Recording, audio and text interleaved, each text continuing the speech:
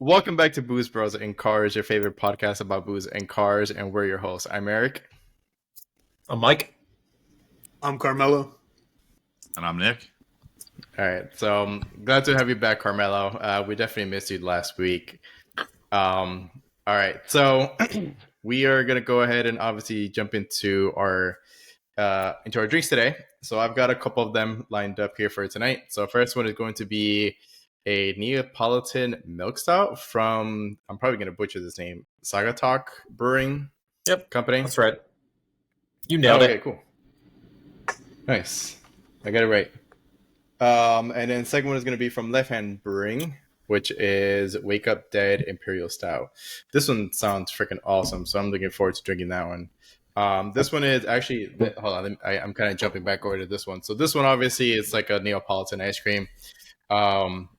So obviously it's chocolate, vanilla, and strawberry. It's like 6%. It's pretty light. And then this one here, I'm interested in for this one because it's dry chocolate, dried fruit, and coffee. And this is a little bit stronger. It's 10.2%. So I'm definitely looking forward to trying that one because Left Hand Brewing is delicious. Mike, what do you got lined up for tonight? Left Hand Milk Stout's one of my favorites. It's good. Yeah. All right. So, tonight I got a couple of beers myself. I got one from Anchor Lab. I know I had a turtle season on another video. These guys are out of Naples. This is their AK2. It is a Japanese-style lager. Comes in at 4.9% alcohol. I believe they brew it with rice. Kind of gives it an interesting flavor profile. And then for my second one, I got a little sneak preview on Wicked Weed Milk and Cookies. This is an oatmeal imperial stout with raisins, cinnamon, and vanilla. So super, super good beer. It's 8.7% alcohol. So this is one of their seasonal releases that they do every year. So coming into the market very, very soon. But, Carmelo, what are you drinking? Nice. All right, so tonight I'm going to start off with another Aperol Spritz, but it's going to be a little bit different. Over the week, I found a new Italian market locally. Pinky up. I found a new Italian market called Tuscany Italian Market right in Fort Myers. Oh, Cyprus? Yes. Yeah. I don't know if you've been there, but the family that owns it. I did. Ranted. It's phenomenal. The family that owns it is from a town just outside of Bagheria in Sicily that my dad and I are from. Started talking with a guy that's been here for a few months. And next thing you know, one thing or another, he's, giving me different ricotta, different cheeses they make in-house, buffalo, mozzarella, the buffalo mozzarella. I mean, it's everything there is phenomenal. I went yesterday and I got a couple things, and I picked up a Prosecco that's right, from Prosecco, Italy, but wanted to try it. It was really good. It's Il Vivaggio, and it's obviously from, the Treviso region, or just outside of Trieste in Prosecco, Italy. So I wanted to try that, hence the Spritz. Now, going back to beers, because I think I had a beer last time. I don't remember. Tried something new. Southern Tier. I got their Strawberry Dream. And it's a milkshake IPA. So something a little different. I haven't had it. I was actually at a coffee shop in the Cape that also sold beer. Randomly, it was there, and I was like, "All right, let me try it," because I've had like milkshake sours, milkshake stouts, but I've never had an IPA. So we'll see if their milkshake brings, everyone to the yard.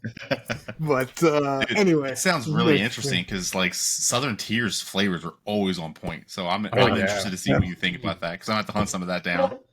Yeah, but, it was the only one, or I would have got some more. It was the only one there, and there was a bunch of like lockers, IPAs. It looked like it didn't fit, so I'm like, screw it, why not?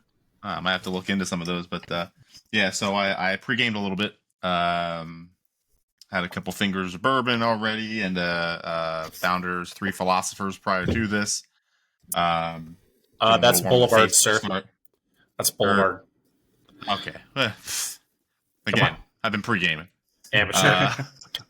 After being out in the sun all day with the kids doing the pumpkin patch and spending a shit ton of money on new furniture. So just because it's so close to the end of the month on Halloween, it's fall's coming. pretty sure this is my last Warlock from Southern Tier. So Ooh. got this in the glass as we speak. And then when I get through that bad boy, I know I already had one of these on here before as well, but got a little Funky Buddha Void Shaker, which is their barrel-aged stout with vanilla flavor. So it was delicious before, and I got a few more left, so I'm trying to get through them. So yeah, it's staying a little bit on the heavier, stouty side, 8 to 10% kind of range. I'll do it. Should make for a good evening. Oh yeah, for sure. Yeah. And the Eagles are playing, so like right now as we speak. So if I space out, I'll have another tab open, most likely. So I'm the only one here that watches football in this group. So yeah. You worried about losing to the Dolphins? Just asking for a friend. Worried? I don't know. Dude, I'm one of those They're fans. 5-1. So are we. Well, we lost to the Jets last week, which even Jets fans that I know were like, what the hell happened? Like, how did that happen? Mm-hmm. Yeah. So we were undefeated last week up until then. But I know obviously we're all in Florida, so we know a shit ton of Dolphins fans. Nobody is really talking shit. I'm not even doing it. Honestly, I'm one of those fans where, yeah, do I want my team to win? Absolutely. But if we lose, and it was a great game, like an awesome game, everybody played well, like, I don't get pissed off about it. You know what I mean? Yeah. And I think tonight should have the potential to be a great game. So that's what I'm hoping for. We'll see. Nice. Well, good luck. Thank you. All right, so on to car talk. So for anybody that does know who this individual is, Hert from Hoonigan. He actually uploaded a video roughly 3 or 4 days ago announcing that he's actually left Hoonigan. Wow. I was kind of scrolling through because he posted it on YouTube. So I was scrolling through the YouTube comments, and apparently he left Hoonigan back in February, which I'm assuming is right around the time that he started to do the Hot Wheels show. Mike, you might know a little bit more about that because I think you said that you watched the show. Is that right? I watched a couple episodes of it. To be honest with you, I really tried to get into it, but it was the timing of when they aired the episodes and stuff. It was weird, and I lost interest after a couple weeks. But I do want to kind of recap and follow back on it. But I think it was around the same time though that he left Hoonigan, which I get. Yeah, like that was a big project. That probably took a lot of his time. So and honestly, he probably made a ton of money. So I can't blame the guy. Oh no, none at all. But he kind of did go a little bit more deep into the reasons why he left Hoonigan because, as far as I know, he was there for right around like 10 years, which is a long time to be with. Well, he said that he didn't have any ownership of Hoonigan, which is obvious. It was kind of all main guy Brian Scotto, I think, or Vinny Scotto and Ken Block, R.I.P. R.I.P. Yes, but so, and he pretty much said that now that he's got like a family and he's more thinking about like his son and his son's future, he kind of wants to build his own brand and kind of wants to do his own thing. So he kind of he's in that video. He said that he's gonna have a big announcement coming up really soon. So I'm interested to see what he's gonna be doing. I know that he has been working a lot with, which this kind of might seem kind of weird with you guys, but he's been doing a lot of work with T-Pain. Makes I sense. saw that. I keep song. seeing that. Yeah, so they just did like a rap video called something Brap. One of the Baby Got Brap. Baby Got Brap. Yeah. So, but I mean, aside from that, Hert and T-Pain kind of started to go back. I want to say like sometime last year where they started to hang out a lot.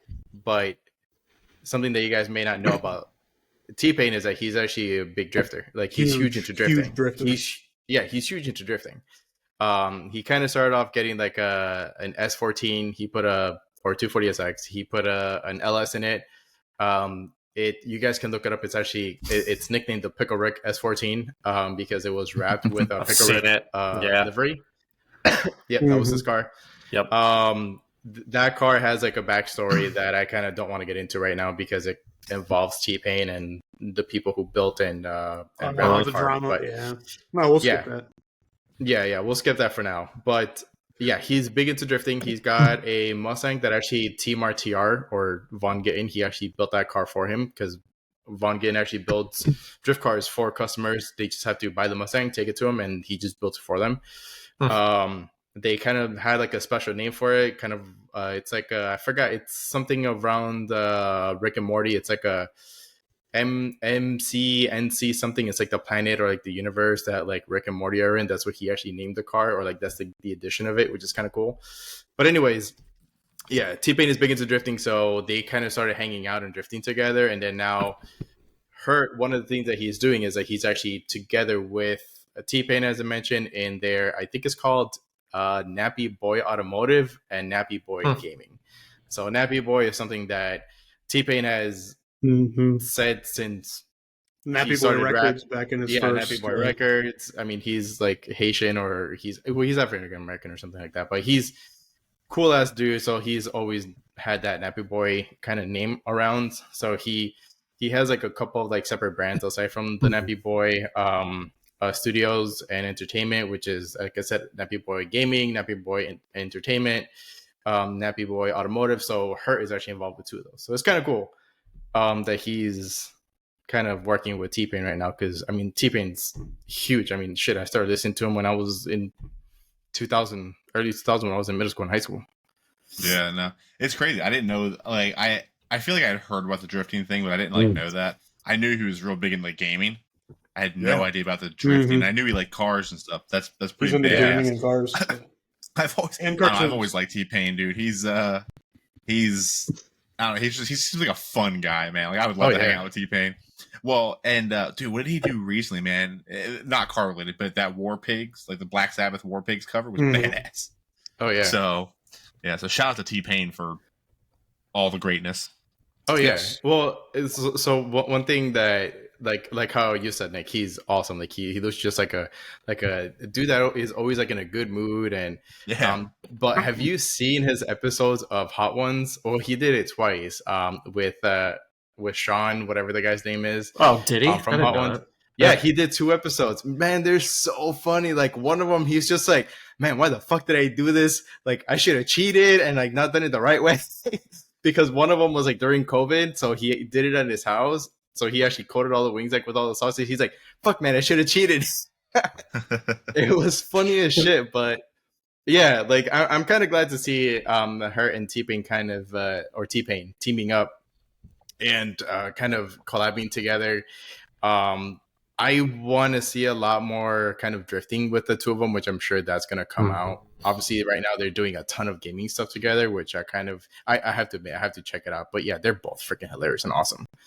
But yeah, and then on top of that, also, you know, what he's going to be announcing, I'm interested to see what he's going to be doing. But Hert's awesome. He has great cars.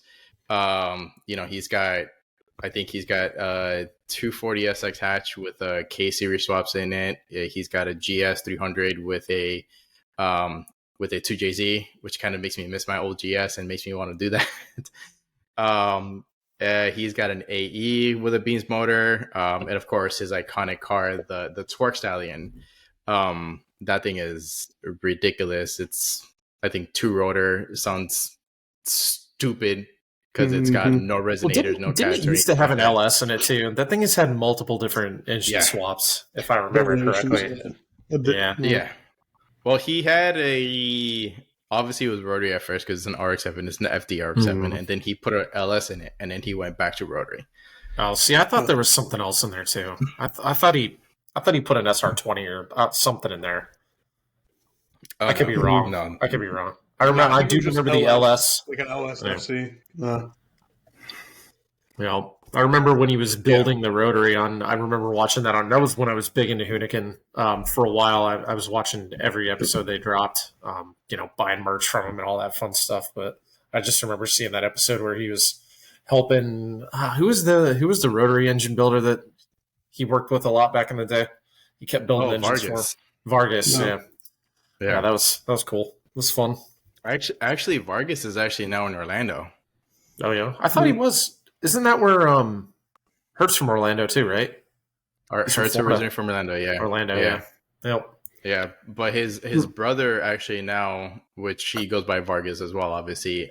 He lives up in the Northeast, and he does a lot more rotary building stuff. I think he has a shop. Don't quote me on this. I think it's called Angel Motorsports. I think it's called.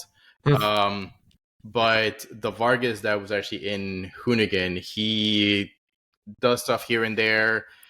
He's worked a little bit with Adam LZ and a couple of other like the big YouTubers and stuff because that's who, you know, whose name is tied to rotary builds is the Vargas name. So, but yeah, he was helping Hert build the rotary right before they swapped it from the LS again, which that's work stallion. That thing's been put to hell so many freaking times, and it's gone through so many revisions, dude. That's I mean, if I had that thing, I would definitely put it on display like at my home, because that thing is just so pretty, man.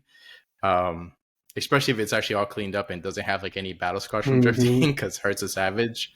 But yeah, that's definitely what I would have it just displayed like in a home somewhere, like in a garage or I don't know, living room or something. And I don't know about you guys, but the FC is my favorite generation of all. I don't know if it's just because it's super 80s, like super retro.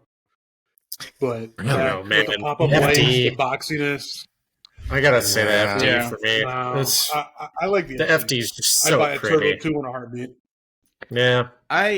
I like both. I do like both. The FC is gorgeous. It is a very, very beautiful R7 because it's got all of like those retro, like squared body styles. Yeah, and it's got like those really boxy tail lights and the pop-up headlights. The circles in the middle of the lights. I will say I can't appreciate what you're talking about because one of my all-time favorite cars is the Mitsubishi Starion. And it looks like the same thing. It's very similar. Straight 80s.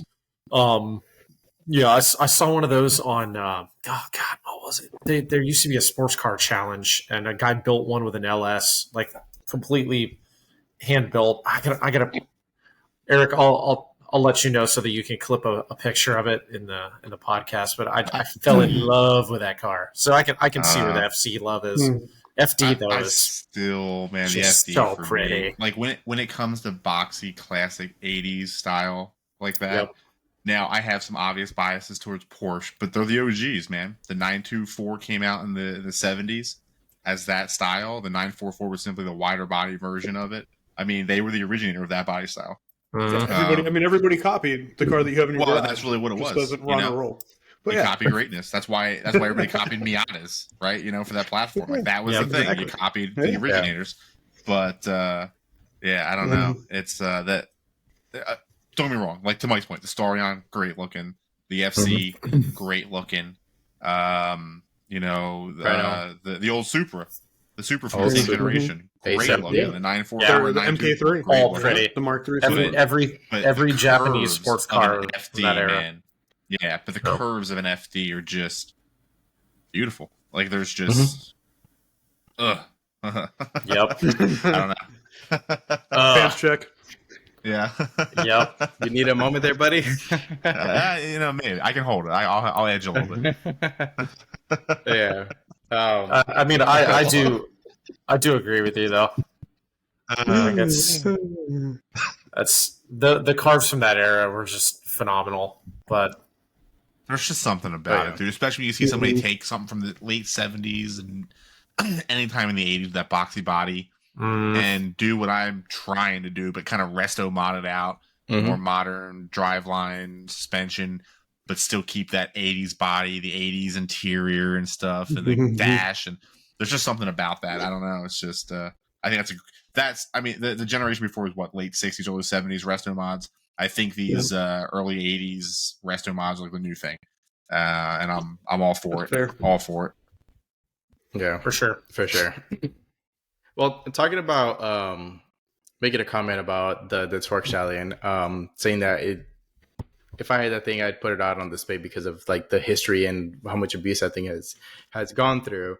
if money wasn't an object, what cars would you guys have on a dream home? So let's just say this: like you have your dream built home.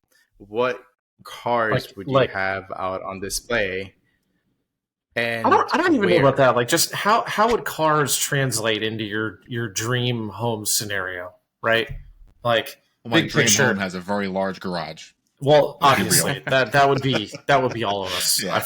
I've dreamt at night after buying a lottery ticket on how many cars I would fit in my. Yes, exactly. Yeah. Like, how would it? Yeah. So, I'll give you guys a little bit of my thought behind this question. Is I'm not going to name any names. I know someone that is having a house built, and after kind of hearing a little bit about it from someone else that is doing the building, that there is just some cool stuff going on with it, and like this guy has a lot of money. He's very into very fast cars, very expensive cars. He's going to have a turntable in the middle of his barn dominium that has a very expensive McLaren on it. But one of the coolest things is outside of the garage, there's going to be a separate garage or kind of integrated with race carts. And then there is a go-kart track around the outside of it. And I was just like, how cool is that? Like, you can't go race cars every day, but like you can easily go home and hop in some fast go-karts and go 60 miles an hour around your yard. Off some steam, dude. Like, what better way to blow off steam? Dude, it would be amazing. But I mean, not to cut you off, Eric, but I mean, Eric, why don't you start it off? Money, no object. What would your automotive dream retreat look like? Wait, before we go further, is there a number? Is it like 4 cars, 8 cars, 20 cars? Nope. Just no object. Money's not an option, so you can go as crazy as you want. But kind of, I'm going to add one more note to what you said, Mike, that about the go-kart track that's going to be built around the house. Around the garage, depending on how big the track is, I mean, you can fit a small car on that track. You can. Miata. Yeah, it's true. We talked about Miatas last week. I'm just saying. ND2 Miatas. I don't think this person is going to own a Miata. I don't. Listen. Christian von Koenigsegg, which builds one of the most iconic freaking cars, drives an NA to his factory. 1.6. 1.6 liter, an NA1 Miata. Mm-hmm. So with that, if money wasn't an object, or if money wasn't was kind of like out the window and just I can go as crazy as I can, I would have a couple of Koenigsegg's in my house. I would probably do not a turntable, but definitely like a display with a Agera RS1. I love the RS1. The thing is like so beautiful. Koenigseggs themselves, they're just gorgeous cars. That or a 1-to-1, which is pretty much they look very, very similar. They're just obviously kind of different models of Koenigseggs, but I would have that. Probably both if money just wasn't a factor. I would probably have a couple race cars out on display, like on a wall, so like hanging. And I think I sent you guys a picture weeks or months ago that somebody had like an F1 car like on the roof of like a dining room or something. I would have that too. Yeah. Like that would be freaking awesome. But it wouldn't necessarily have to be an F1 car. It's just any race car. Yeah, that'd be cool. So. It's awesome. Cameo. Nice. My wife just had to wander on in. Hey, hi, Chelsea. Thank you. Hi, Chelsea. Did she really just flip us all off? Yes. Between her and I, was going to say hi. You guys are well represented. That's funny. That's hysterical. My wife. Yeah. Oh, look. Oh, so you're claiming her now? Okay, good to know. Nice.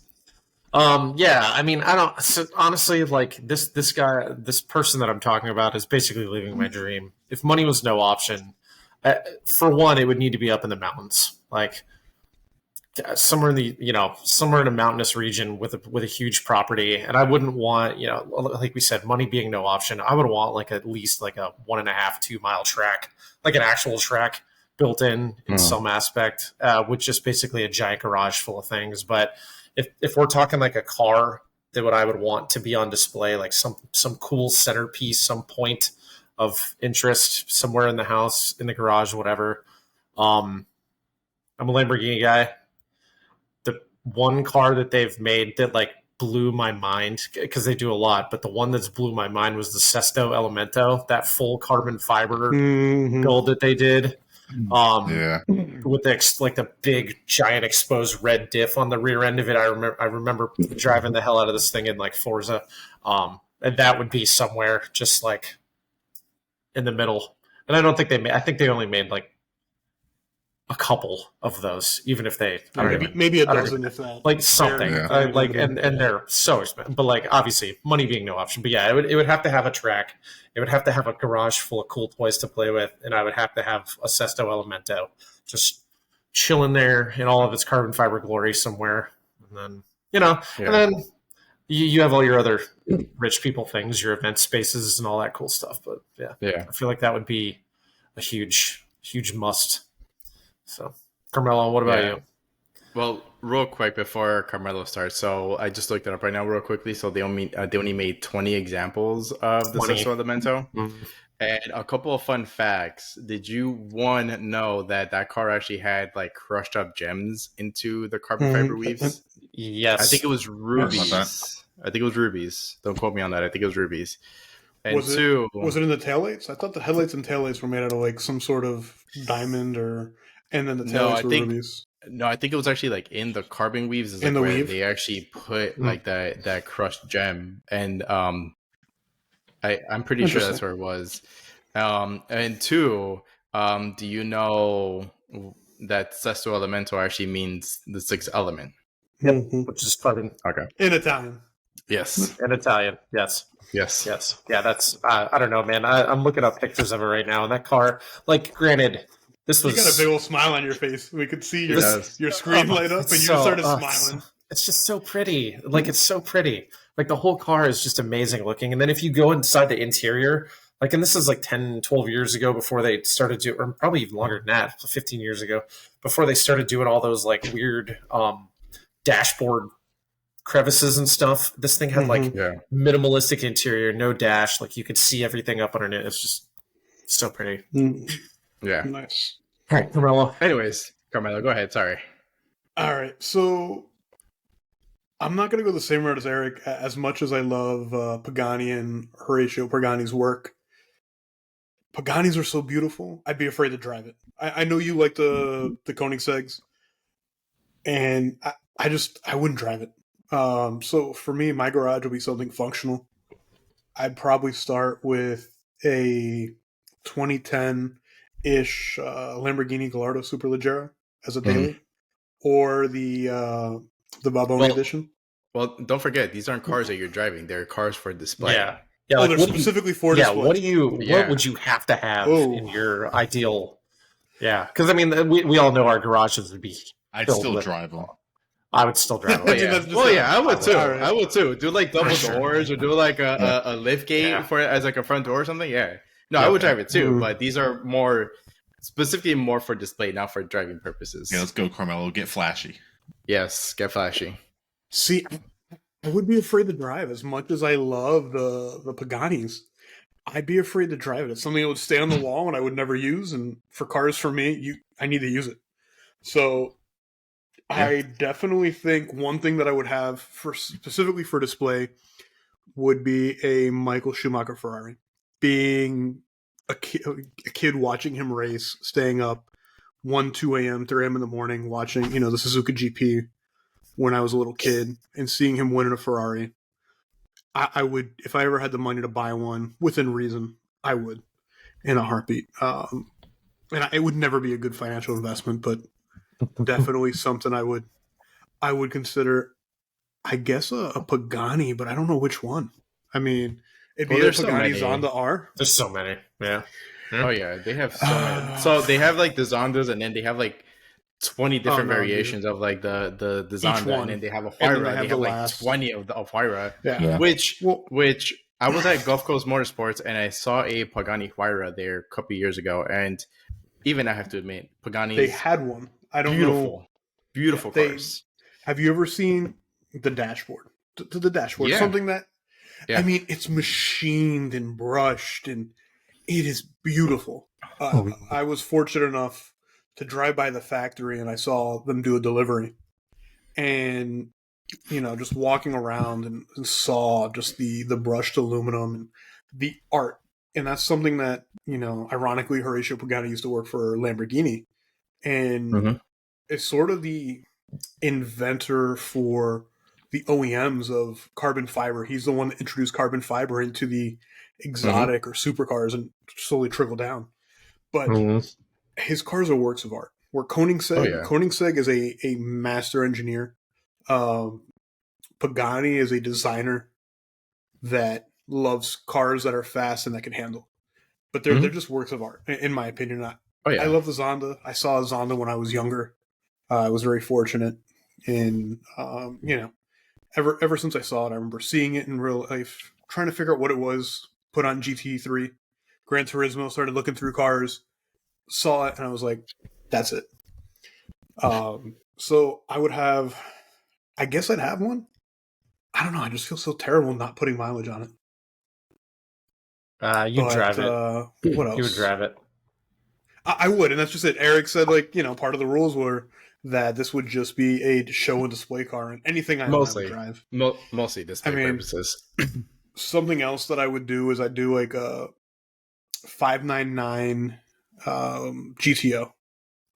Just that Ferrari is a legend. And they made a race trim. I don't remember what the model was called. But the 599 GT3, maybe. Yeah, so the 599 GT3. It was a race car. I don't know. I believe it was a GTO. I'm also seeing it come back. But it's basically a street... the GTO is a street legal race car. The Ferrari FXX. Something else too, just like a race car that I would take racing. I don't know. I'm bad at this. I know when we did the Resto Mod F40. Eric would have a Resto Mod F40. See, if I got an F40, it would be, what is it called? Is it called the LM edition, which is like the race one? Oh my god, I would have one of those. I wouldn't have to do a Resto Mod on it. I would have one of those. Yeah, you start to dip into my cars. I'd rather do a Countach S5000. I mean, I don't know why, but for some reason, I'd rather go the Lamborghini route of that era than the Ferrari. And the Ferrari is probably faster. But yeah, I guess that's what I'd go with. I'm bad at this. I know when we did the choose our favorite car that we keep forever, I chose the Panamera, and a week later, I'm like, what was I thinking? I know we did that on the spot, but what was I regretted that. Damn it! I should have chosen a different car. Exactly. Great. Not to cut you off or take time away from Nick, but when I was thinking of this question earlier, I was just thinking not even car specific. It doesn't have to be one car that has to be in your collection. It's just what automotive influence or what kind of theme would you have just on your property? Whatever the case may be. So. See, and I think something else that you made me think of is keep thinking of things. Oh yeah, like a Tommy Mäkinen Evo 5, Evo 4, Evo 5, Evo 6. It was an Evo 6. Okay, so a Tommy Mäkinen. Just I don't know, I'm a big racing fan. I love rally. And you could own 30 acres and make your own little rallycross track through the woods. Drive your Evo 6 balls to the wall on your own property. Yeah, ironically, I don't think I'd drive the Tommy Mäkinen or the WRC car or the Michael Schumacher car. If I did, I wouldn't drive it hard. Just because those are, I don't know, there's so much history with them. You got a lot of cars in mind that you wouldn't drive. Yeah. But think about it. Michael Schumacher, he's, the condition he's in now, he's a legend by all means, and one of the best drivers that ever existed. Tommy Mäkinen as well. I don't know that I would ever be comfortable with purchasing a car and never driving it. You know what I mean? I couldn't just buy an investment. But I wouldn't drive it past 6 or 7 tenths, right? Oh, dude, how terrible would balls to the wall? I know. Thing. An F1 car, you're gonna end up in the wall and it's gonna be totaled. No, And then not really. Because here's the thing also, like, I'm kind of taking a quote from Ford versus Ferrari. It's a sports car. You've got to drive the fucking piss out of that thing. If not, you might as well just get a grocery getter at that point. Like, Carmelo, here's how you look at this, buddy. Right, you're talking about how beautiful they are and how gorgeous and how this and that, right? Well, these two cars Let's have just history. say- The thing is, it's the history that I know where Nick's would going want with this. I can already tell. Where are you I going? can already the most tell. beautiful wife, the most gorgeous wife Can in the already world. You're tell. not going to ride that, like you know, come on, dude. Like There it you're is. gonna use There it it. is. You're gonna put it back wet. You're gonna ride it hard, and you're gonna like they're meant to be used and abused and driven, and like there's maintenance for a reason. There's mechanics for you use them, man. Like Because it's look at wasted it this if way. you don't. It's Look at it literally this way. wasted if you don't. To me, If you have a car and you don't drive it how it should be, like let's just say using a car that is pretty easily or it's attainable, right? Using a Corvette as an example. If there's a lot of dudes that they just don't drive it, they don't want to put a lot of mileage into it. But what happens to the car when you don't drive it? Bushings go bad, tires get dry rotted, the motor starts to get affected. You can't compare a Corvette to a Formula One car. I mean, but I agree with what you're saying, but how comfortable would you be going to Sebring or going to Homestead or even, let's just say COTA, right? Today's race was at COTA.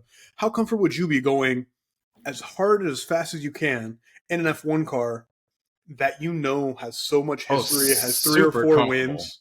Super comfortable. If you are so rich, that thing is gone. I mean, it goes. Because here's the thing, I've talked to people and they've been like, "Yo, I'm afraid to like bounce off the rev limiter." You guys have heard me autocrossing. I am like, put up like here's the thing, freaking that's firewall. different. I don't mind blowing the car.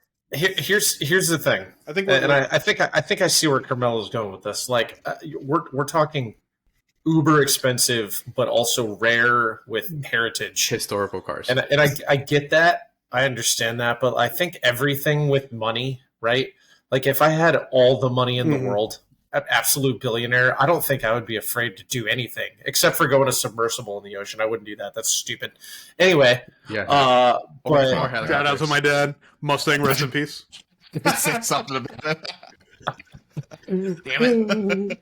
But like, I don't know. I get what Carmelo's saying, but I don't know. In my mind, like thinking about like, hold on. You told me I can't. So because if I could buy an F1 car that I could race, I would buy like a used Red Bull, like a 2014, 2015 era Red Bull, or even a Williams. But you told me we can't drive these. We just got to look at them. They got to be pretty. We can drive them. Eric. I said Eric said these are display pieces. Yeah, no, I said display pieces, but mostly for display pieces. Obviously, you're gonna drive the piss out of them eventually, or just drive them. But all right. But real quick, I really want to get to what. Yeah, but hold on, real quick. Carmelo, send me a picture of the submerged Mustang because I'm gonna clip it right here.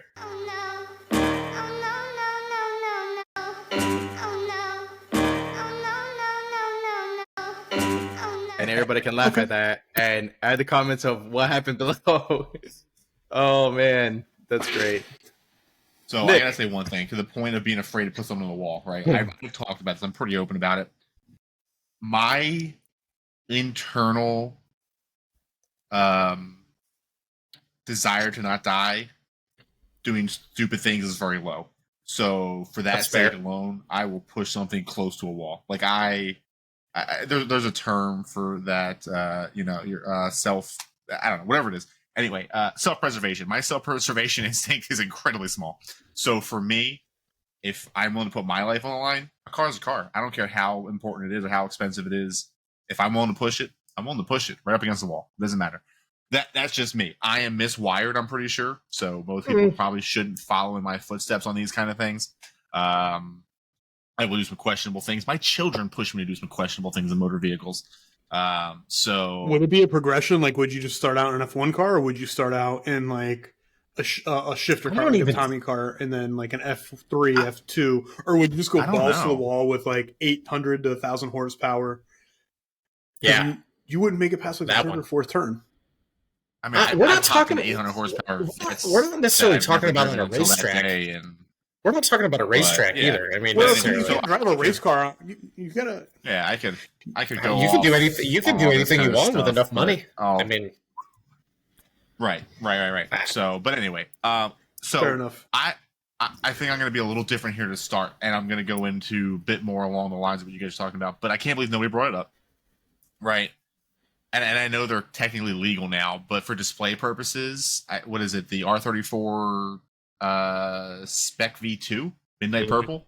oh, the midnight Okay, purple. the Nerd Spec, yeah. Dude, just that's one that is just, to me, display worthy. Beautiful car. I would drive it, but beautiful car. Mhm. I love my funky colors, my purples and stuff like that. So that's one that I would love to have in a collection that doesn't get driven too often and is kind of like a, hey, look at this thing. There's not a lot out there. It's a cool car. Now, as a kid, I was raised in the car business. I was raised, by a father who always told me that Ferraris were race cars, Lamborghinis were nice sports cars. And this was kind of true back in the 90s. It was true. I mean, in it's the still 90s. Lamborghini doesn't That was have truly a true. race team. Lamborghini's never had a race team. It's still true. Yeah. So that was kind of like how I was raised. Now, the first cool cars I got to sit in were his old bosses. He had an F40, an F50, and a Testarossa. And I fell in love with every one of them. I would want one of each. Specifically the 512 TR for the Testarossa Beautiful aspect. car. I've With the always gated wanted them. manual. I still want one of those to this day. For me, that late 80s, early 90s 512 TR was just an absolutely amazing vehicle. With- naturally aspirated V12 screens, again, gated manual, awesome car. But for me, also the F40, the F50 generations, and then the Enzo as the continuation are just such classic Ferraris to me that just I would just have to have them. I had the money. Now, the one, to Carmel's point, that I would want that I don't know that I would drive much would be a 250 GTO. If I had the money, I'd have to have it. Really? I didn't realize you were such a big Ferrari fan. There's something about them. Like, again, I love the Lambos, and I think in terms of modern day cars that get in and just rip, Lambo kind of takes the cake nowadays. But there's just something. I grew up watching a lot of chasing classic cars and stuff like that, and a Ferrari 250 GTO. Older Ferraris definitely have more the bubbly, swagger. curvy body, and there's just something about that car. And then also back in like the early gaming days, man, like when first time I got to play around with a Pagani Zonda, just absolutely beautiful piece of machinery. I that's one of those that I'd have to have. I know the wire is something special and stuff, but the OG Zonda just did something for me, man, with that Batmobile exhaust in the back with the big ass opening, the quad tips, like just did something for me. So that's kind of my rundown. I'd want that generation of Ferraris, the F40, the F50, the Enzo, a Zonda, just because it just made me feel a certain way back in the day on some racing games when they first came out. The 250 GTO, and then both for some sentimental reasons, and my love of Porsche, a Carrera GT. The sentimental aspect being the whole Paul Walker thing and whatnot, and that V10. Carrera GT. I know it's not the really? LFA from Lexus, but there's just something about that with that kind of roadster style with the exhaust coming. It just looks awesome, and it's just it's such a raw car, and that's true. I don't want the as the guys that are called the nannies and all that. Like just the raw race car kind of feel. It just has something about it. And I know it's not the most beautiful. It's not a 918 Spider, which is basically a new version of it, which is a hypercar. There's just something about it, that rawness. There's all the power in the world, but to the point of like the Testarossa, the 512 TR, the gated manuals and stuff like that. You can get into anything nowadays with a dual clutch setup that's faster. There's just that mechanical aspect. I want feeling in between the gears, right? The clicks and that sensation, yes, yeah. Like that's for me. My display cars would be something more akin to classic-y or vintagey that I would drive every now and then, but those are the cars that I wouldn't push. Right? Those are the things that are great in their own way. That just to me deserve absolute respect and maintenance and restoration if need be, and they have such a historical provenance that it just, they need to be seen, they need to be on the streets and people to see them in public, but they need to be cared for and just kept around for the future, because eventually we see the way it's going, right? The alternative fuels and stuff. I want to maintain and keep the classic analog cars around for people to drive and see. It's being a millennial. We always say we want to push technology, and that's just, I don't know. For me, there's something there, that analog. Mm-hmm. I find it kind of funny that you like the F40, which is an analog Ferrari. You're not a fan of the 959, or you didn't bring it up, which is a very technologically advanced, same era as the F40 Porsche. Beautiful car. It is beautiful, but it's full of electronics. Yeah. And then Porsche went from the next generation supercar of the 959 being the Carrera GT, which is almost the exact opposite, right? It was meant to be analog, and yes, it had ABS and traction and the things that were required. But going from one to the other, that's what I would do with an F40 body, but that right there is just beautiful. I don't know that all right, I'm gonna say something blasphemous right now. Mm-hmm. I would not want maybe the 250 GTO. I wouldn't want the rest in red. I am not a red Ferrari guy. Even the Testarossa. I mean, literally, that was the idea. Yeah. The red head thing. Mike, to me, the red is just not my jam. If I had a F40, look up the Liberty Walk F40. Oh my gosh. Oh yeah. Oh, did you hear about the drama that's going on with that? They just Ferrari is trying to sue them now. They just announced that it's no longer recognized as a Ferrari. It's been manipulated more than 10% or whatever they think it is. And that's they why owned it as a Ferrari, and it's I'm no longer. Sorry, Ferrari can go fuck themselves. That thing, dude. It's the white one. That's a rendering. Oh, the white one. The white one is the actual car that was built. So, you know what, Ferrari can go fuck themselves, because it's basically like black. Don't say that. Don't say that. No, I'm gonna say it. They can go fuck them. Look at that. That thing is gorgeous. How can you say that you're gonna disown that vehicle? That thing. It's your pinnacle vehicle. Literally, just it is. But to Ferrari, take it to another level. But they don't like it. They don't like the uniqueness. Dude, they don't like anything that people do. We talked about what the fuck is his face? That DJ that Deadmau5. So you brought up a point. Deadmau5. Where's Mike? Mic check. Mike. No, where's Mike? That's what I just said. Is there a mic check? Where's Mike? Lost the cell. No, I think what he did was I think he left instead of he exited the instead of share tab. Yeah. Uh-oh. Listen, these old guys, man, technology just doesn't always mesh. Viewer stand by. Oh my god! I hang over my chair now because he screwed up the layout of the panels. He just sent a text saying, while we're waiting, "Shit, I just closed the podcast." While we're waiting for him to get he'll back, be back momentarily. My point to that, do I agree with Ferrari? Not necessarily, but to their point, at what point of modification? Let's look at a drift car. You've modified it to hell. At what point does the car that it used to be matter anymore?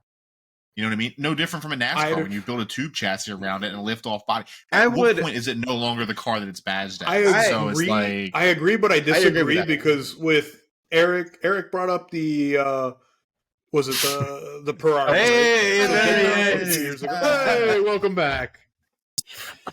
I went to click the stop sharing and I clicked the leave button. That's what anyway. Stop. But anyway, going back to the Ferrari, right? So what was that? 2012, 2013. They hold on.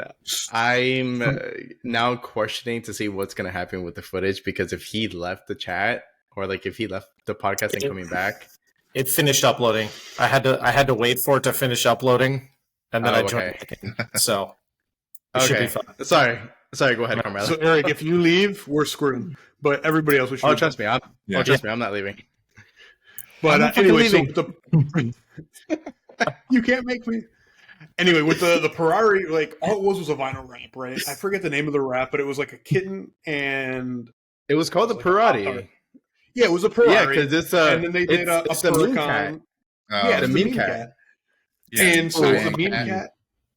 And Ferrari sent him a cease and desist because he just bought the car and like. But that's 1-2 why. That's what I'm months in- saying. Like that's so But going fucking along with what stupid. Nick is saying, That is and a overreach. wrap doesn't qualify. A wrap doesn't, and I mean, Ferrari wants their cars to be a certain way, to look a certain way, to have a certain provenance. No, you. But we're but talking about here's the thing. That's from the 80s. But it After doesn't 30 matter. years, they have but the here's the right. thing. It doesn't matter because look, here's the thing. Like you have somebody that literally pulled a Lamborghini motor out of a Lamborghini and put a freaking 2J in it. Lamborghini does not care. Like that's the type of shit that I'm talking about. Like it's a vehicle. It's a vehicle with a combustion motor, and it's modifiable. People are gonna modify it. Let the people do whatever the fuck they want to with their cars. Like even Nissan, that is known for building one of the most iconic cars that's out there in the market. They built Skylines, they built 240s, they built 300ZXs, they built now the new GTR.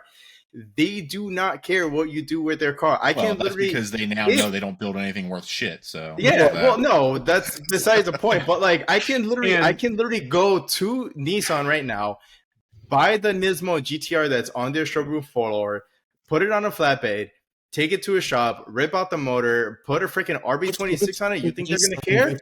No, they're not. But Yeah. But that's what I'm saying. Yeah, but like, Eric, like you know why? Eric, you know why you can do that? Because Nissan is still sending cease and desist to everybody with a 350, a 370, a G35, a G37 that's straight piping it, and it just sounds terrible. So they eventually don't they'll get to care. you. They don't care. Eventually they'll get to you. They just got thousands ahead of you.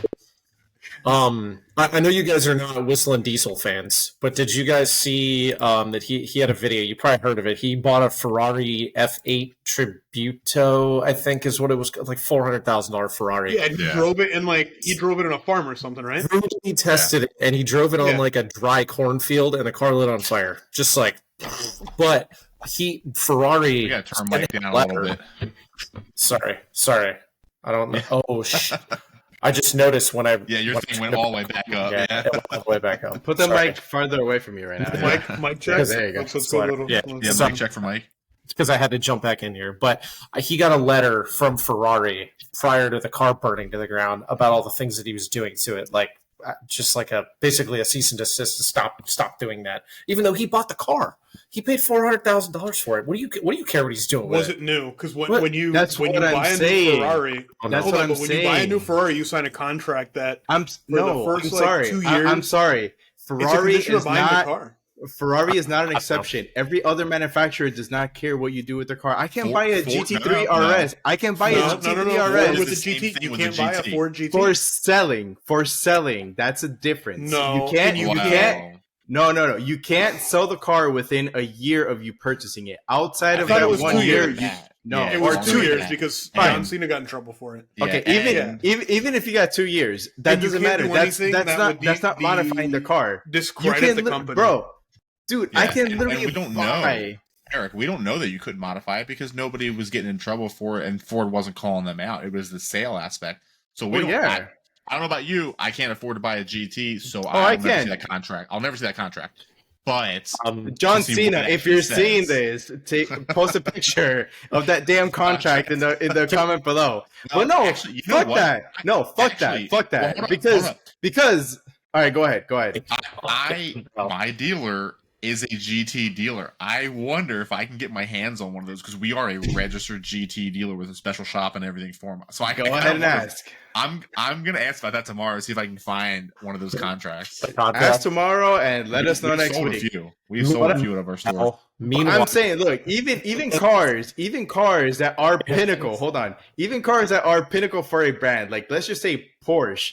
If you buy their GT3 RS, you can literally same thing. You can pull the motor out and put an LS comfortably in it.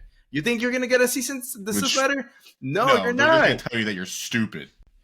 And I But love you're not LS, gonna. let's be real. But you're not gonna get a cease and desist. No, but So you know you what wanna they'll probably fuck do? They'll Ferrari. probably ban you from buying other cars because they No, can and do they a can do that. blockade. There's been other manufacturers outside of Ferrari that have blocked people from buying cars.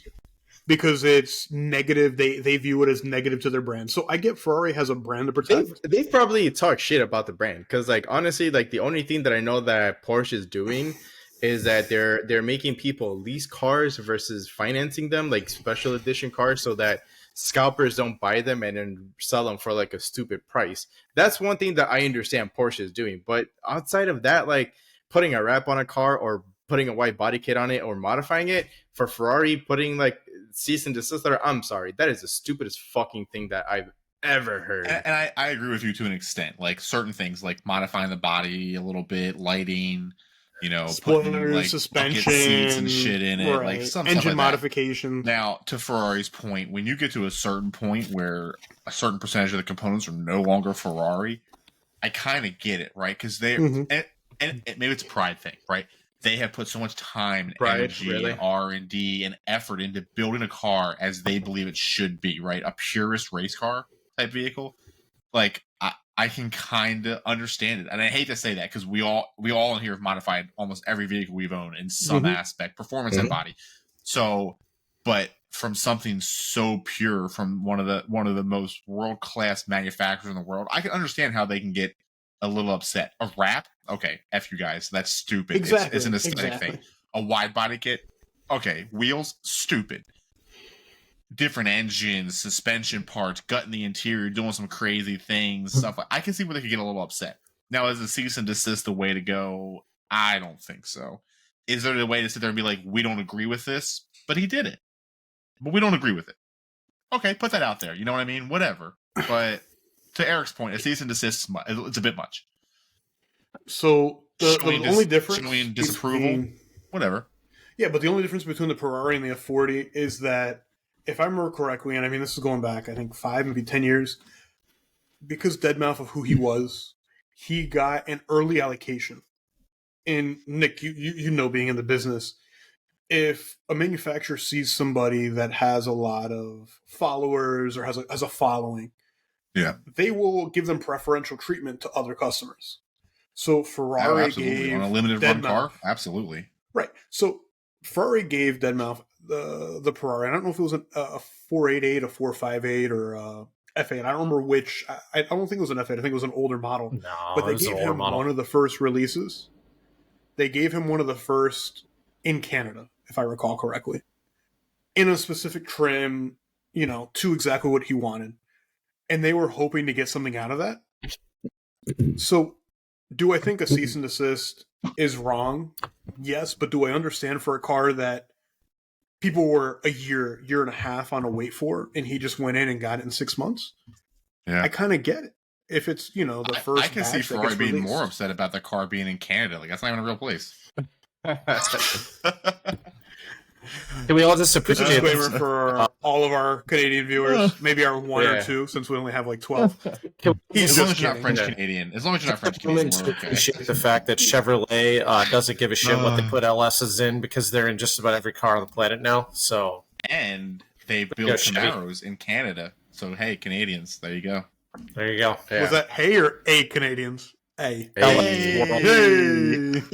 That's my Fonzie right there. I don't know. That was terrible. Yeah. Yeah. You guys make that was great. Oh, man. All right. So it's probably time for a beverage recap. I was just going to say that. Let's go ahead and jump into a beverage recap here. I'll go ahead and get it kicked off here. I'm probably going to butcher this again because you didn't butcher it the first time. Don't fuck it up. Let's go. Borderline tipsy right now because this I haven't eaten in a while, and this 10% beer is kind of kicking in a little bit. Saga Talk Brewing Company. Oh, come on. I haven't eaten shit. Anyways, the Neapolitan Milk Stout. That's something you can eat. Yeah. This guy. This fucking guy. Wow. I pre-gamed too much. Apparently. So the Neapolitan milk stout, I don't know if I want to say if I liked it or not. It was the freaking Carmelo and Nick. It was. I didn't was say anything. Sweet. This was Nick this time. You laughing was just it was a little sweet. I kind of liked it. but I have to drink another one to know for sure if I actually do like it. It's like one of those beers that like you have to have a second one to have a definitive opinion on. So far I kind of liked it, but I do want to buy a second one to try it again. The Wake Up Dead Imperial Stout, it's good. I like it. It's a little strong. Like I said, it's a 10.2. Especially when you're on an empty stomach, it's not exactly mixing well. You taste more of the dried fruit than what you do of the actual chocolate itself, which I'm kind of surprised on because usually Left Hand Brewing, they're more known for adding a decent amount of chocolate on their beer. Like we know them for their chocolate milk stout, which is phenomenal. I love that beer. So when I saw this one, that's what really caught my attention was the original. They do the Dragon's Milk too, don't they? No. Is that no? Dragon's It's somebody Milk is else. not them. That's Oh, okay. Yeah, but yeah, Yeah. it's who? New Holland. New Holland. Yeah. New Holland. Yeah. Oh well, New Holland has some really good beers too. Yeah. But yeah, I'm a fan of it. I like it. It's pretty decent. But I want to try the Neapolitan milk stout from Saga Talk Brewing again. It's interesting. So I want to drink another one so I can have a better opinion on it. Yeah. You've got me intrigued on that left hand one that you got though, because to Mike's point, the milk stout's phenomenal stout. Well, I got that one as it from is. number 3, Yeah. so number 3 has it. Sounds like I'm stopping by eventually. Soon. That Saga Talk. See, I can't even say it either. That's been around forever. They've been selling that down here in Florida for probably 10, 12 years. So I've never heard of their beer before. all right, am I up? Yeah. I'm up. Yes, you are. So the AK squared Japanese style lager was really good. I'm a lager guy. I like kind of beer flavored beers, super crisp, very refreshing. I definitely recommend it. They usually have this on tap at their brewery down in Naples, and obviously they sell cans to go as well. But really, really awesome beer. And then the Wicked Weed Milk and Cookies. This is delicious. I really look forward to this. This is a series that they call, I think, Guilty Pleasures. They've got like a German chocolate cake one. They used to have like a weed brownie one, something else. They had like another one. So they do a whole bunch of these, but this is the, obviously milk and cookies with the golden raisins, cinnamon and vanilla. It's not super sweet. You would think with those ingredients, it would be on the sweeter side. It's pretty well rounded. It's got like some nice roasty characteristics, but you do kind of taste the raisins in it. It's really good. Definitely recommend it. I gotta ask, the AK2, like, is it like heavier bodied? Because like I've heard No. of no, okay, because No. I've known a lot of people in liquors, in beers, in food, using like rice, sushi rice and stuff like that for the starches to add body and thickness to it. So I was kind of curious when you mentioned the rice. There are some large beer manufacturers that use rice actually as well for that same reason. It adds body to it, but this was not super heavy. It was kind of on the lighter end of the spectrum of it. It's really good though. I mean, the flavor was awesome. It tasted delicious. So if you keep some of those in your fridge next time I come over, I can probably arrange it. I know a guy. That knows a guy. Carmelo, how are your beers? Well, all right. So and your my Aperol. beer and then the one. Yeah. So my aperitivo. The aperitivo was good. I mean, we like supporting small business on the channel here. So buying this, knowing it's from the neighboring city where my mom is in New York, or I'm sorry, in Italy. Oh yeah. Trieste de Prosecco, like it was one of those. It felt good sending money. Buying from a local shop and then supporting somebody from Italy. Nothing too crazy. It was a good aperitivo. It wasn't too sweet, and that's something that I like. Some prosecco is very sweet. I like more of it dry, almost like champagne. Nothing's worse than getting a very sweet, sugary champagne, in my opinion. Maybe everybody else is different. But moving on to the Strawberry Dream, the Southern Tier. This is different. So this is the first time I've had a milkshake IPA. So it's not thick. It's like an IPA. It has a consistency of an IPA, but it's tart. Yet it tastes like a strawberry cream, like those little candies we had as kids. Mm-hmm. So it's good. It's just not. Had I have known what it was, I probably wouldn't have gotten it. but I like it. Yeah, you're not a big IPA fan. And so I like IPAs, but I don't like sweet IPAs. I like hoppy IPAs. So like the all day IPA, I enjoy. The Dogfish Head, I like. But it's like two different genres, if you will, right? Like if I'm in the mood for something sweet, more of like a dessert style, I wouldn't think of an IPA. But I think it was Nick you mentioned earlier, Nick or Eric. Someone mentioned earlier that Southern Tier, they get their flavors on point with whatever they make. Yeah, Nick mentioned that. It's literally like the strawberry and cream candy. So yeah, no, that's how really Southern like Tier it, got me, man. They got me with the creme brulee back in the day. Oh yeah, their That stuff is was so it. good. Yeah. 2 Xmas is coming. I already texted Brandon telling him I want a keg. So the moment you tell me it's releasing, I'm ordering that keg. My keg's blown. I need a new one. Should be here soon. Heck yeah. All right, Nick, go ahead. I'm getting mine from number 3. So as always, again, we're close to Halloween. A little Southern Tier Warlock action. Nice to know I'm not the only one enjoying some Southern Tier this evening. For anybody, even if you're not like a pumpkin spice fan, but you enjoy the holidays, you enjoy the fall, pumpkin pies, whatever. The Warlock or the standard Pumpkin is phenomenal. The Pumpkin is more of an ale style. This is literally it's very, very similar, but it's a stout, an imperial stout, technically. Both Pumpkin and Warlock are both 8.6% ABV, so they're a little higher on the ABV aspect, but the flavor is phenomenal. You just get a bit more of that kind of like roasty stout kind of going on with this guy with a Warlock. If you haven't tried it, 100% recommend it if you like anything pumpkin related, not a sweet pumpkin latte or anything like that. And I've talked about this one before. Again, this for us is a semi-local one. This is out of Fort Lauderdale, Miami area. Funky Buddha. You know, we've had our issues with them back in the past when they were taken over on a more corporate aspect. They're back to the original owners, privately owned again. This Void Shaker is nothing crazy, right? It's a vanilla porter, but it's aged on bourbon barrels. It's what I'm finishing up now. Phenomenal.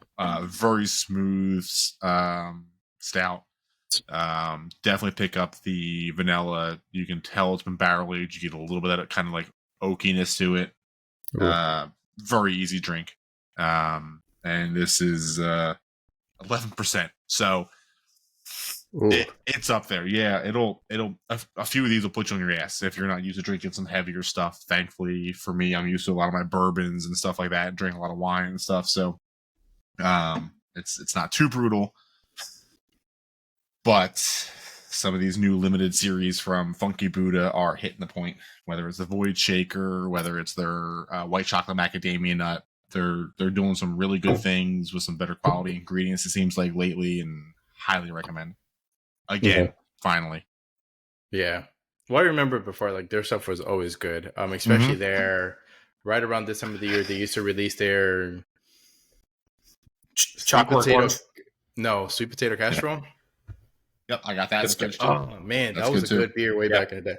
Well, still to this day, the Hawaiian Lion is great. I've always loved the Hawaiian Lion. I have one of those in my fridge for a future podcast. 100% Mike's fault. Well, that might have been your wife's fault. That may have been your wife's fault, honestly. But yeah, the Hawaiian Lion, man, hooked me early on with them. I mean, I literally worked there. Quality. So. Well, yeah, too. They fell into a quality rough patch, but they're back, man, and I'm here for it. Heck yeah. All right. So briefly, very, very briefly, did want to talk about the Formula One race today. So Saturday, they had a sprint race, which is pretty exciting.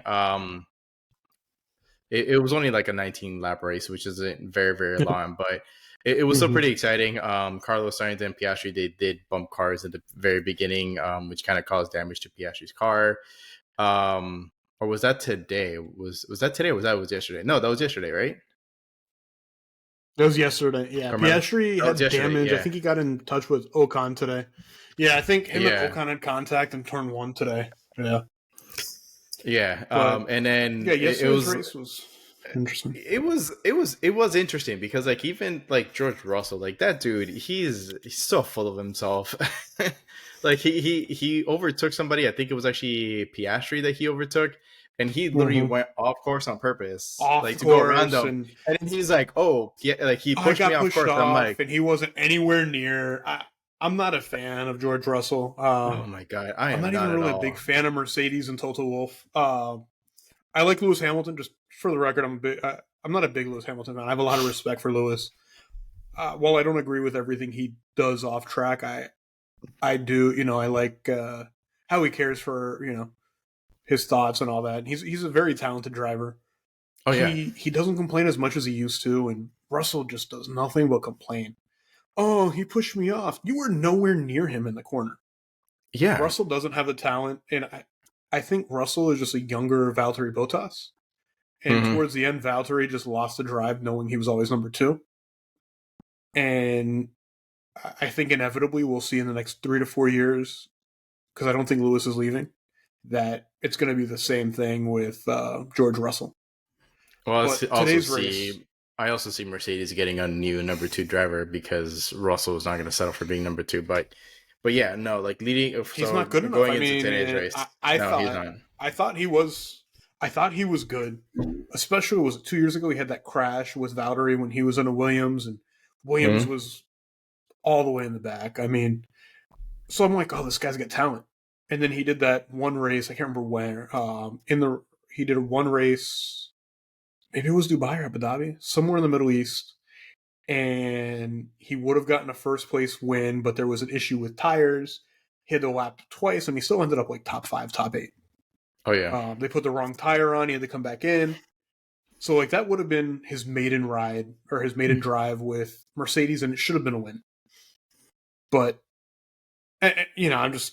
he's not the driver that I no. anticipated he was.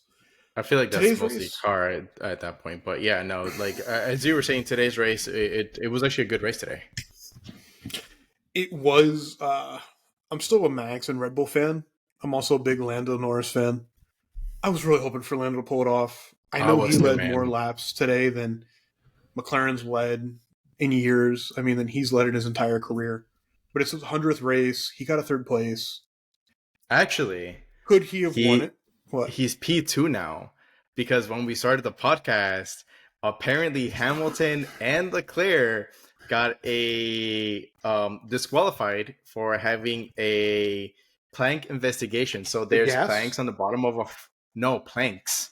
So they have planks on the bottom of The wooden one plank car. in the bottom. What? Yeah. Yeah. both- And if it's used as the measurement to make sure that they're not riding too low. yes. So they both got Wow. DQ'd. So Norris is now P2. Yeah. Literally That makes right it when the even harder podcast started. because- It does. But See, I have my anyways. notifications turned off for the podcast. That's so heartbreaking because Lando 2 years ago in Russia, he would have won. It started raining. Lewis was on his tail, but he was fending off Lewis, and this was still maybe it was 3 years ago. This was the year that Lewis ended up losing to Max, so it was 3 seasons ago. And Lando was holding him off and chose not to pit, and then regretted it. Ended up, I think, like 5th or 6th, way down. But Lando finally had a car. I mean, McLaren, from where they started in the beginning of the year to now, is night and day. But at the beginning of the season to now, night and day. But I was really hoping for Lando, especially with Piastri getting that sprint win last week. Piastri had some issues this week that forced him to retire early. I know Lando got the driver of the day. I mean, him getting second is phenomenal. But Max is just Max. I mean, he's in the right car, and even when he wasn't in the right car, he was winning races when Red Bull was still trying to figure this out, 2017, 18. Max is a phenomenal driver. If he starts anywhere near the top 10, even 12, he ends up winning. I don't know if he would have won starting any further back than 6th. Just judging by times, I mean, realistically, if he would have started in 8th, he still would have won. 7th or 8th, he still would have won. I think so. And even even though Hamilton got disqualified today, he really showed his colors. Like if he had like a good car, like he would be a top contender against Max this year. But that Mercedes, apparently they're doing testing on like a new floor for next year's car, and it looks like it's working out. because he was Yeah, so they closing brought the an gap upgrade. at the very end. Yeah, and I mean, you got to remember too, Max is very calculated. One of the things I Mhm. like about Max is just his demeanor. He doesn't care about what ifs. He doesn't care about anything other than facts are facts. He knows that there was, Yeah, 59 laps, 57 laps, whatever it was today for the race, 56, and I think. 56. So he knew exactly how many laps he needed to do to maximize everything out of the car. Hmm. And the strategy he had was phenomenal. Yeah, he knew in the end he'd be vulnerable, but I think what did Lewis finish? Like 2 seconds, 1.8 seconds behind. It was very 2.2 close. seconds. 2.2. Yeah, Okay, at one point he was 1.8 on the last lap, and yeah, this is the best form we've seen Lewis in many years. Even on the radio, you could just hear him in the top three when Max was trying to catch him beforehand. You could just hear the confidence that he had on the radio, and that's something we oh haven't yeah. seen in Lewis for years. I mean, granted, it's been two years since Lewis has been on the podium or has won a race. Excuse me. He Mm. podiumed last year, and I think he podiumed once earlier this year. But to see him vocally just changing and being more involved and seeing there's light at the end of the tunnel, I think next year we'll have a good opportunity for a challenger for Red Bull. But Oh, I think so. Adrian Newey is a mastermind. So for all we Mhm. know, Red Bull has stuff in R&D right now they're not going to release till probably the last race that they're going to test. Mm-hmm. And as long as I that can goes see good, that. I think Yeah. they'll be untouchable until there's a rule change. I hope I'm wrong. As much as I'm a Red Bull fan, it'd be great to see Ferrari, McLaren, somebody else come up. Even Fernando Alonso. I know that Aston is having issues, and their I've upgrades heard aren't that going as well as they thought. I've heard that the main sponsor for Aston might be pulling out because they're talking about Lance Stroll getting out of Formula One, and Lance Stroll's father is the main sponsor for Aston Martin. So Lance Stroll, that's tricky because Lance Stroll owns a percentage of Aston Martin, but he also owns the racing team. Yeah. So as long as the racing team is profitable, there's been rumors. I don't see him leaving. I know there's rumors of Lance Stroll going into like professional tennis. It was over the silly season or the summer in between races. They were talking about him becoming a tennis pro.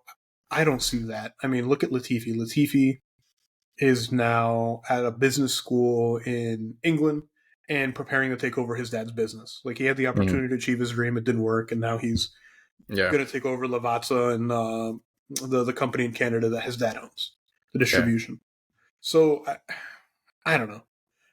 You got to remember too that Lawrence has a lot of people involved and a lot of quality investors that will invest with him.